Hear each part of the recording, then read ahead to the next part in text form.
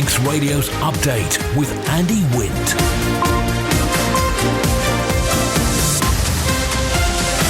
Pastor Mike, good evening. It's 5:30. This is Update for Wednesday, 15th of May, 2024 from Manx Radio. 30 minutes looking at the latest news here on the island. Background to that news and sport and business and travel. And the newsmakers in person this evening. The Liverpool Terminal's in the hands of the steam packet, says the Minister. Manx Care's bringing additional cover for TT. The impact of the wet weather on our agriculture. The future of the Youth Justice Team. And 8 nations in the 2024 Europe Netball Open starting tomorrow. Man Benham for all your business and legal needs. First of all, at 29 minutes ahead of 6 o'clock, the Update News headlines. Faster my Christian Jones. Faster my. Consumer inflation has hit a 3-year low after falling by a whole percentage point last month. It's now at 2.2%. The last time it was below that figure was in April 2021. Manx Care says ensuring advocates have access to their clients' medical records can take a significant amount of time due to data protection legislation. 2 defence advocates voiced concerns over the time it takes to gain access to medical information in relation to their court cases. And the Infrastructure Minister has admitted delays to the opening of the new Liverpool Ferry Terminal are disappointing, but insists the matter is out of his hands. Last week it was confirmed the facility won't be ready for passengers in time for TT, while the steam packet continues berthing trials. In international news, the Prime Minister of Slovakia is in a life-threatening condition after being shot in an apparent assassination attempt. Robert Fico has been flown to hospital and 1 man has been arrested. Emergency measures to address overcrowding in prisons in England have been triggered by the UK government. Some court cases are being delayed, with defendants being held in police cells, while a scheme allowing some inmates to be released early is being extended. And the King has attended a service in St Paul's Cathedral in London, recognising those who received honours like MBEs and OBEs. It's the 3rd day in a row he's been seen in public despite his cancer. Those are the Update News headlines, next at 6. Secure tomorrow today with Man Benham's guidance on powers of attorney and more. Manx Radio Weather with Manx Glass and Glazing. Ramaya, thank you, Christian, from the Ronaldsway Met Office. No wind warning in operation for the North Irish Sea. State of sea is slight. And the weather, late sunshine with variable cloud, a light east-northeasterly, down to 11 through the night. For Thursday, Jardine, cloudy with an occasional outbreak of rain. Some coastal mist swirling around in a light breeze, up to 17 Celsius, mostly dry overnight into Friday. Minimum 11. And for Jehenia, cloudy with intermittent showers, top temperature 16 degrees. Tides on the way back in. It'll be up to the top in about half an hour's time at 6 minutes past 6. Sunset 16 minutes past 9. Low tide a minute to midnight. Sunrise 12 minutes past 5 tomorrow. And the morning high tide 22 minutes past 6. Manx Glass and Glazing can supply and install single, double and triple glazing. Call 674 573 or visit the showroom on the Snugborough Trading Estate. The opening of the new Liverpool Ferry Terminal is in the hands of the steam packet, according to the Infrastructure Minister. The company says berthing trials had to start later than expected due to delays to the build of the facility. Tim Crookall, MHK, says it's really disappointing it won't be open in time for this year's TT. It's a date that we'd all been hoping for. It had never been promised, to be fair, but it was a date that we'd all been hoping for. And in fact, going back to my first term in the department, sort of after the last election, we were working towards last year's TT, and then that became apparent fairly quickly it wasn't going to happen. So we really hoped this year's TT, it would be up and running. But it's not down to us. We're ready to go. If you like, the building is done. It's an operational matter for Steam Packet to say when they're happy to use it, if you like. And then they've got all their staffing in place and everything's ready to go from their point of view. But as far as we're concerned now, the department, we're ready for the building to be used and the landing stage to be used. From the department's point of view, we're just waiting now for the Steam Packet to say they're ready to go and move in and get the first passengers and the first boat over there. Liverpool Council Council have said they will put on a bus, which they will do, but we need that date to say to Liverpool Council, this is the date the first boat's coming in, so they can then organise it. Because obviously, they've got to arrange for that to happen and to advertise it. I think they've got very shortly after TT, they've got their last birthing trials, as far as we know, coming up. I think it's the 15th or the 17th, so just after TT. And if all goes well there, then obviously they're leaving it over TT. So I would hopefully take a week or two after TT. So that would put us sort of towards the middle of June, somewhere around about the 20th. I don't know what days those are, but we're in the hands of the steam packet to decide that. That's their decision, as and when they're absolutely happy to ready to go. So somewhere around about a week or so, maybe 2 weeks after TT, everything should be done and ready to go, hopefully. Fingers crossed. The rate at which prices are rising has slowed after the CPI index fell a whole percentage point last month. Its 3-year low stands at 2.2%. Christian back with the full story. The last time it was below that figure was in April 2021. Preschool fees, driving lessons, internet and telephone subscriptions and private education are the largest increases in the 12 months to April last month. Air travel, gas, fruit, bread, plasters and multivitamin tablets have all contributed to the slowdown in prices, though. The island's inflationary figure does have some dependence on the UK, given the close proximity. Speaking on a video posted to government's Facebook page, Treasury Minister Alex Allinson admits there are some areas which remain under stubbornly high pressure, such as restaurants and hotels, whilst housing costs, including heating and fuel, were up by 1.9% compared with the same time last year. However, decreases in wholesale gas prices have enabled Manx Utilities to reduce electricity unit rates by 5.1% from the 1st of April. Additional nursing and medical covers being brought to Nobles Hospital's emergency department to provide an enhanced trauma team response during the TT Festival. Manx Care is working with the Aintree Major Trauma Centre and Walton Centre for Neurosciences, which will provide urgent or emergency care for patients with severe and multiple injuries. Medical transfers for those requiring specialist care will be carried out by Manx Care's fixed-wing air ambulance service or by the team from the Great North Ambulance Service, who are able to fly directly to the scene of an incident to deliver pre-hospital care and, when necessary, transfer the patient directly to a specialist hospital in the northwest or to Nobles Hospital. Across the rest of Manx Care's network, services are being beefed up for the busiest 2 weeks of the year. The Nobles Hospital orthopaedic trauma teams are staffed to meet increased demand, with additional surgeons in place to support the team. Meanwhile, the critical care unit is fully staffed to accommodate those who may be critically ill or injured prior to transfer to the UK. Ramsey Cottage Hospital has been provided with additional radiology support for urgent diagnostic assessment, and additional blood products have been ordered should emergency transfusions be required. The ambulance service is being boosted also with support from the Isle of Wight and Guernsey, and as well as the usual ambulance fleet, the team will have access to critical care cars, rapid response cars and the A99 emergency helicopter to allow them to reach non-racing incidents in hard-to-reach locations as quickly as possible. Manx Care says that wherever possible, normal services are being maintained at Nobles Hospital throughout the TT period, though people with appointments are advised to leave plenty of time for their journeys. The health body is also reminding all visitors to the island to ensure they have adequate health insurance in place for their trip, and to bring all prescription medications and other medical items they may use daily at home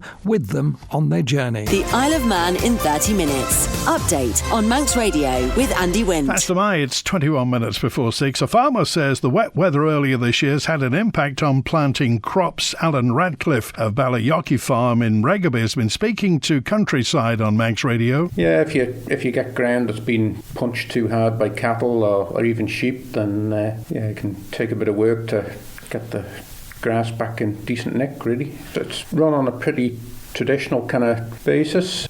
Sometimes you think you'd be better concentrating on one thing, and there's probably a lot of merit in that, but at other times, you're glad that you're doing a few different things, and if one enterprise is suffering a bit, then hopefully something else is doing well. So there's it gives you a bit more sort of breadth, and hopefully if you do get a bad spell of weather that affects things, gives you a bit more resilience to it, maybe. So does it, from beef sales, lamb sales, crop prices, potato prices, do they vary a lot over the years, and that's what could make it? Some people have suffered growing them. Your land has been able to do it. Well, certainly lamb and beef prices have come up nicely this last little while, which has been very good to see, really needed to happen. This spud prices I think they need to come up a long way, really, and the same with the veg. I think, as I say, it's good that we're doing a few different things, so hopefully at any one time something's doing all right, really. The Manx Rams netball side set to host 7 other nations this week for the 2024 Europe Netball Open, taking place at the NSC from tomorrow morning through till Sunday. Rams captain Ashley Hall and vice captain Rachel Johnson explain how they and the rest of the squad are looking forward to this challenge. It's really good. We've certainly been doing the training and we've been doing some team building. We've really enjoyed the build-up. We love hosting the Open Challenge. We've done it a few times now, and having a home crowd be behind us is just amazing. So really pleased that we can host it again. It's a tough group, no doubt, but we enter every tournament to win, and that's what we'll be going out for. There's 4 teams in our division. They're tough, and it goes through to semi-finals with 4 teams. So the route to a final might look a bit different in a tournament like this, but we certainly go out to win. The domestic leagues, they finished not too long ago. Do you think everyone is feeling still quite fresh going into this, even though the local season has just ended? I think having those sorts of matches are actually really good for our preparation. Tight matches in the final few weeks, and that's the sort of experience and practice we need to go into these tournaments, because they are going to be tough. So although, the league was just a few weeks ago, I think it is good prep for us. Our events team are doing really well. Our staff are becoming more and more professional.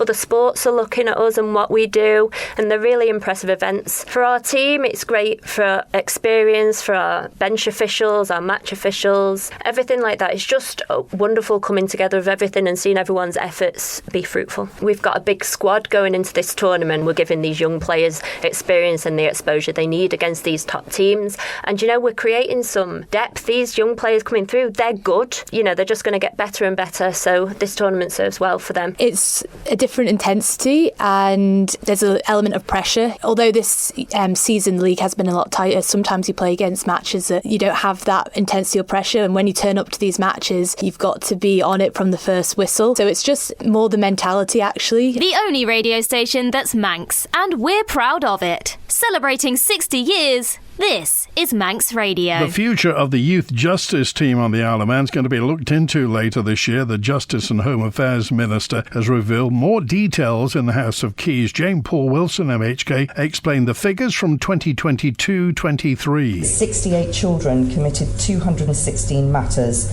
and that just under 70% of those matters were committed by just 19 children and young people. As outlined in the Chief Constable's 22-23 annual report, only where all options are exhausted or the gravity of the offence precludes an out-of-court disposal do matters progress to prosecution. For each year from 2020-21 to 2022-23, the outcome of a prosecution is in the minority.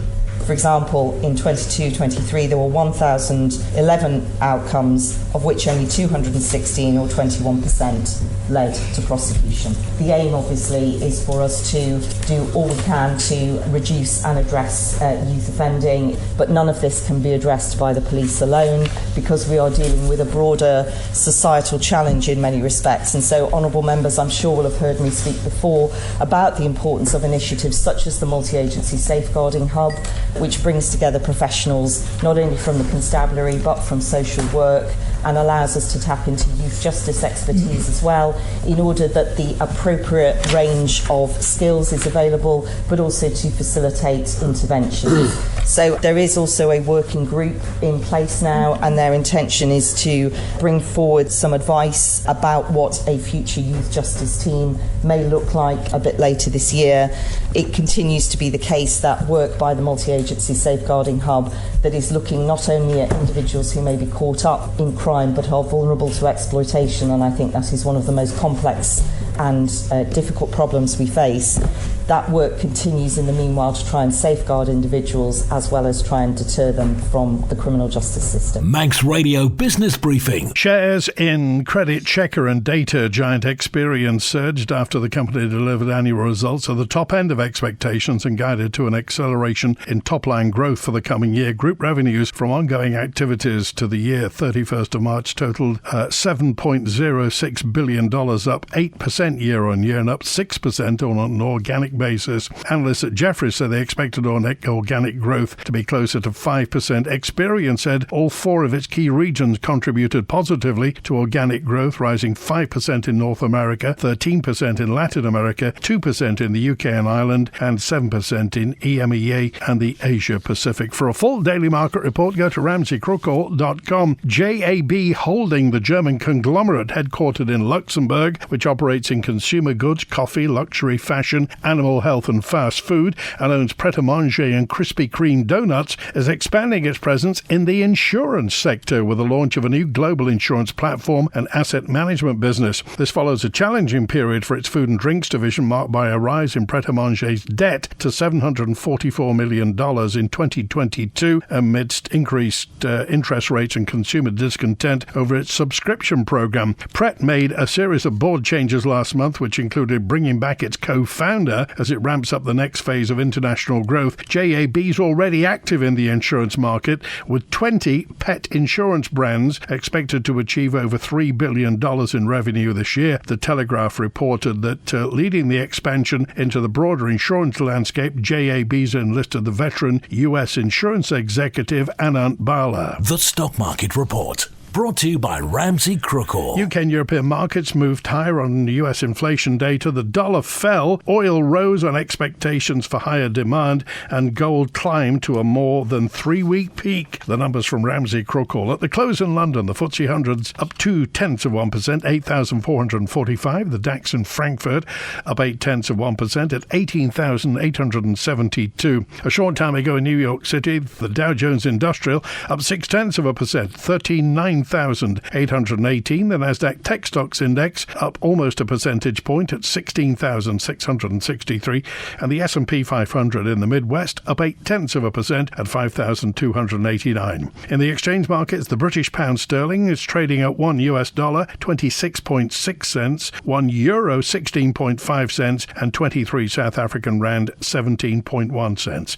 In commodities, gold's up nearly a percentage point at $2,380 per troy ounce, and a barrel of Brent crude down 0.4% at $82.40. I'm running late again. Do you know where I put my car keys? In the fridge. Where's my phone? Under the dog basket. Bye. You haven't forgotten that we're seeing Ramsey Crookall later? Oh, no, of course not. 5 p.m, is it? 2:45. I'll be there.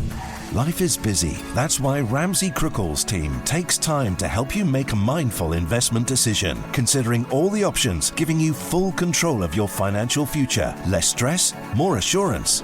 Forgot to put my shoes on.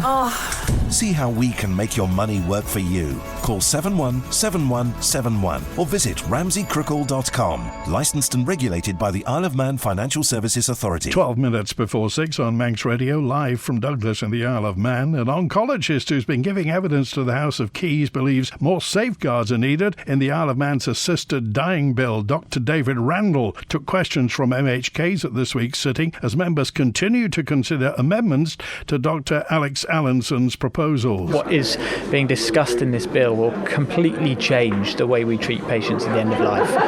Ethically, we're talking about a major change so that doctors can actually actively shorten someone's life. So that's a huge ethical change, but it will change the whole way we treat patients at the end of their life, the discussions we're having with patients. I think it's of profound importance, and it's absolutely critical that it's done right, because the people who will suffer if it's not done right are the poor, the vulnerable, those who are being exploited by others, people with disabilities, and it's absolutely important that we safeguard and protect those individuals. And actually, if the law is changed in this way, then people who are being coerced by others, people who feel that they're a burden on others, will feel the pressure to ask for this, will feel that society doesn't value their life. I've been impressed at the questions that have been asked. They've been very helpful to clarify the issues here, and actually to be able to draw on real clinical experience, because I think it's easy to have a view of this from a distance and to think it looks very straightforward. I think many people would think that, someone with advanced cancer just wants to help. They're in a lot of pain. They just want help to end their life. I think that looks very straightforward to a lot of people. But it's when you actually get down to the nitty-gritty of what would that mean, and why can't we do something else about that pain? Why can't we manage that pain in a way that doesn't end up shortening the patient's life? So is palliative the answer? Absolutely. Palliative care works. Anyone who's had the privilege of visiting a hospice will know that they're not filled with people crying out out in pain. Actually, pain can be dealt with. So your advice is don't go ahead with this? My advice is don't go ahead with this, absolutely.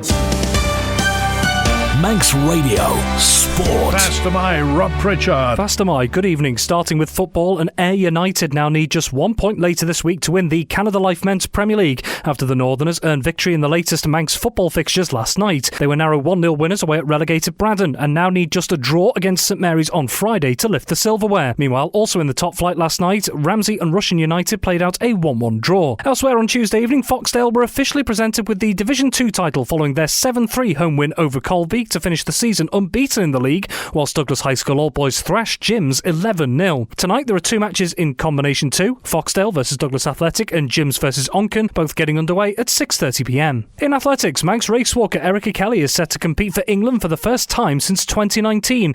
Kelly has been named in the national squad to take on the La Coruña Racewalking Grand Prix in Spain, part of the World Racewalking Tour this coming Saturday. The Northern AC competitor is one of 4 athletes making up the England team and is one of 3 who'll take on the 20km event. Kelly will be joined in the 20km race by Cameron Corbishley and Callum Wilkinson. Elsewhere, Abby Hughes will fly the flag for England in the 10km contest. And in cycling, Cycling Club Isle of Man will compete in a prestigious race in Ireland for the 3rd consecutive year. The Manx squad will take on the 2024 edition of the Ras Titan from the 22nd to the 26th of May. 5 riders, Cameron Jeffers, Michael Fade, Mark Hosthouse, Marcus Christie and Corin Leeming, form the Ireland team managed by Connor Davies. At last year's meeting, Cycling Club Isle of Man finished 9th overall, and it's the competition where the outfit made its competitive debut in May 2022. Since last taking part in the Ras Titan, the club made its maiden appearance on the British National Road Series in August last year. The following month, Cycling Club Isle of Man's women's team made its debut at the Beaumont Trophy, in which Sophie Smith earned a podium finish. Manx Radio Travel, driven by Quayside Tyres and Service Centre. A clear run at Ronaldsway tonight's 5:25 Loganair from Manchester came in 5 minutes early. Next, the 6:30 EasyJet from Belfast International, 7:25 Loganair from Edinburgh, the 7:35 EasyJet from London Gatwick, the 5 to 8 returning patient transfer Loganair from Liverpool, and the 10 to 9 Loganair from London City, all showing on time. Outbound, 6 o'clock Loganair to Liverpool, 7 o'clock EasyJet to Belfast International, the 7:55 Loganair to Edinburgh, and the 8:05 EasyJet to London Gatwick showing on time. Temporary lights on Sandygate Road for some work on the pavements currently, and temporary lights still on Vicarage Road at Stevenson's Way roundabout for that water main replacement. Look out in Farm Hill, temporary lights at Bellafton Manor Hill near the Coolferran junction for resurfacing. Phase closures on the Ballakill Ferrick Road in Colby for water main work, and also water main work and phase closures on the Starvey Road and also the Condrockard Road in Andrews.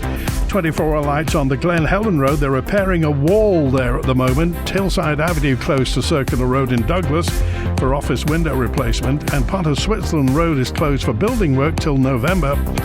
In Laxey, temporary lights on New Road near the Lurgy Graw junction for a building operation, and still those lights on New Road for building operation as well. Marine Parade in Peel's got some lights for gasworks, and temporary lights on the main road between St John's and Ballalease Bridge for work on the pavements, and the Mountain Road clear as a bell tonight. Quayside Tyres and Service Centre with 1 year's free engine warranty from Castrol. Get more with Quayside. Expressions of interest are being invited by the Department of Infrastructure for development of land and several properties it owns. The potential opportunities span the north, the south, the east and the west of the Isle of Man. Here's Simon Richardson. Starting in the north, the DOI says there are several areas of the Derby Industrial Estate available for development on a ground lease. Heading west, there are opportunities at the Peel Food Park and for 8.46 acres of prime agricultural land at Rockmount in German. In the south, expressions of interest are invited for ground leases for development plots within the Airport Technology Gateway, currently Ronaldsway Industrial Estate. Also in the south, a counter and office is up for grabs within the Airport Terminal building. It was the former premium parking desk. And in the east of the island, a rent of £4,800 per annum plus VAT could secure you the Doon Kiosk Cafe. More about these opportunities can be found at gov.im. You're listening to the Isle of Man's quintessential daily news and current affairs roundup. Update on Manx Radio. The Fastcraft left Douglas at 2:45. She's on the link span in Liverpool now, departing at 7:15, back to the island at 10 tonight. Manxman departed Heysham earlier on this afternoon at 3:07. She'll be in about just before 7, maybe 7:15, departing at 8:15 in Heysham just before midnight. The overnight departure 2:45, back in Douglas at 6:30. The morning departures, Manana and the Fastcraft leaves at 7:15 for Liverpool. Manxman leaves at 8:15 for Heysham. A third-year Manx student's calling on the government to do better for women in menopause in the workplace. Sarah Vondy is studying public health, and she conducted a survey with 568 women. She found more women employed in the corporate sector felt support as opposed to women in government. Majority of my respondents were from the corporate sector, from government and from healthcare and Manx care. The experiences are very, very different. I found quite a significant difference between how government experienced menopause at work and menopause support at work and how corporate experienced menopause support at work. 40% of people in corporate said they had a lot of support compared to only 20% of people in government. It was quite a wide difference in between how women felt they were supported in the workplace. A lot of women said that a lot of younger people, particularly younger female line managers, were not very supportive, which was really, really interesting. One of my recommendations was a lot more training, a lot more awareness. A lot of people said younger women who weren't menopausal yet just didn't have any idea about what it was like to be a menopausal woman. These women are really, really struggling. I don't think people really realise, and I personally didn't really realise how much it affects people, specifically at work. During my discussion bit of my dissertation, I was doing research on what policies there are in government at the minute, and from what I could see, the policies are not very good and not very in-depth, didn't really look like they were very thought out. So I think that would be brilliant to see in government, rising up and meeting the same level as corporate. That's it for Update tonight, compiled from the resources of Manx Radio's news department. Thanks to newsreader Christian Jones, producer Amy Griffiths. Spotlight is here after 6 with How He Came, the arts programme Greatest Hits with Chris Kinley at 6:30.